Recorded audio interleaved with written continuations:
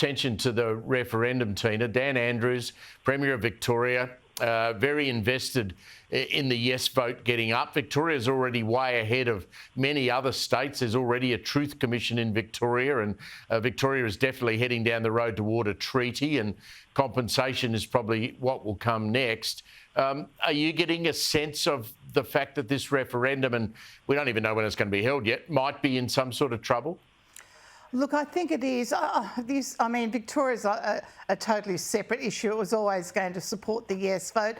But as I travel around different states, Steve, people aren't stupid. Australians aren't stupid, and they're not going to vote yes, support this on a vibe. They're suddenly realising the great effect it's going to have everywhere and are pushing back. But the no vote can't be complacent. We must continue to put the strong case for no up. But look, I think it's in trouble. I really do. Michael, Tina used the word vibe there.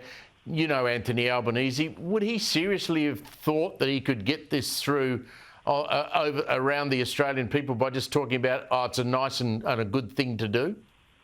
Well, they've got all these green policies up precisely that way, Steve. You know that.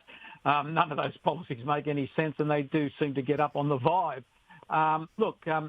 The problem with this one is that, as people get closer and closer to having to make a decision on this, they're asking for details, and there's no details. It's, like I've said on many occasions, I think most people support, as a matter of fact, some sort of constitutional recognition, but, this is a blank cheque.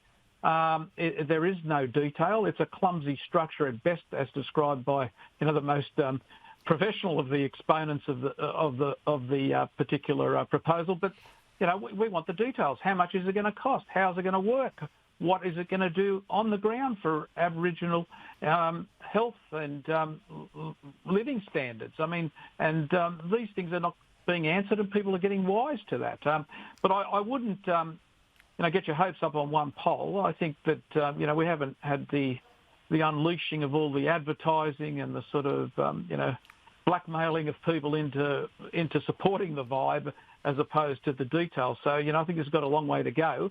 And I still worry about that majority of states.